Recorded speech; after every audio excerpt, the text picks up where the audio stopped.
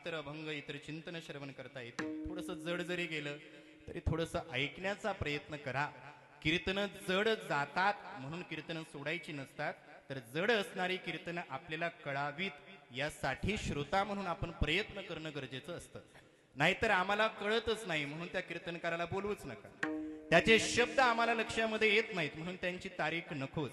आपण कीर्तनकाराची उंची कमी करण्यापेक्षा श्रोत्यानं आपली उंची वाढवावी, की माझी इतकी योग्यता व्हावी की मी अनेक विद्वत कीर्तनकाराची कीर्तन ऐकू शकू, मी शास्त्र ऐकू शकू, मी वेदांत ऐकू शकू.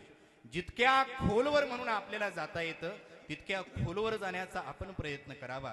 एखाद्याची उंची कमी करण्यापेक्षा आपली उंची आपण वाढवणं गरजेचं आहे. श्रोता म्हणून ज्ञानोबारायांना सुद्धा तेच अपेक्षित आहे की श्रोता म्हणून आपण जितकं उंच होऊ. श्रीमद भगवद्गीतेसारखा अलौकिक ग्रंथ आपल्या पुढे आहे. महाभारताचं जर वर्णन आपण पाहिलं, एकापेक्षा एक श्रेष्ठ होते आपण पाहिले.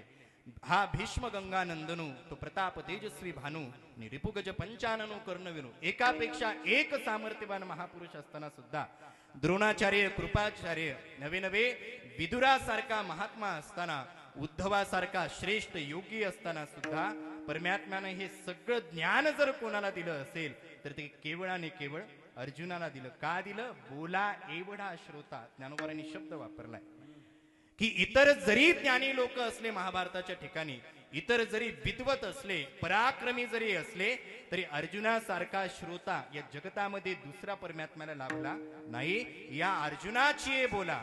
अर्जुनाने जर प्रश्न विचारला तर परमात्मा आनंदाने उड्या मारायचा. गीतेची वर्णन आहेत, आपण उघडून पहा गीता.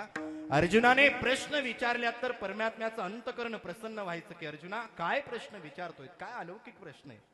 जेवढे काही आपले धर्मग्रंथ आहेत, नवे नवे श्रीमद भागवताचं श्रवण